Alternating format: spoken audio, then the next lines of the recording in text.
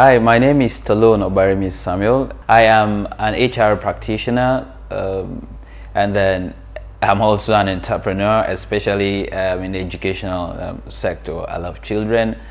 I love to pass information.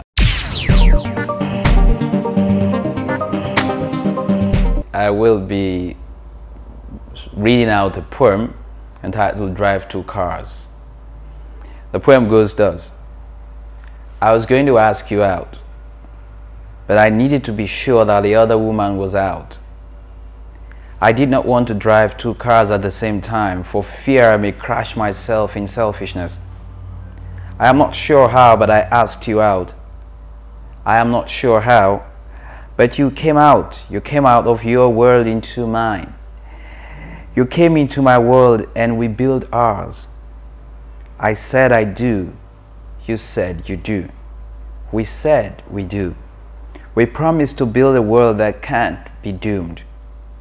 We built a world and you formed the pillars. When I got wounded, you were the healer. When I got tensed, you were my tonic.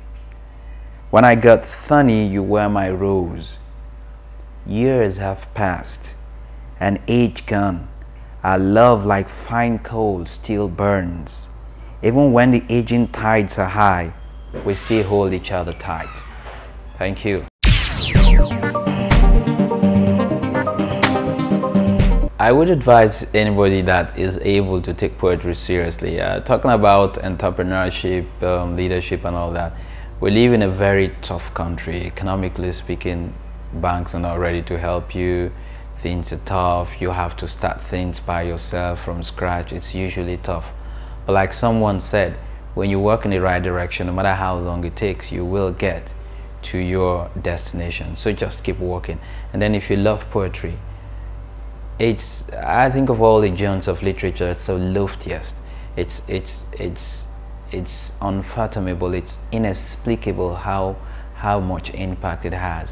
And I like to tell people, really, poetry is not about people understanding it. Understanding is good. Its meaning is fine, absolutely. But what hits you first is a feeling. And so when you're putting words together, you need to ask yourself, how does it make me feel? How will it make the next person feel? What is my target audience?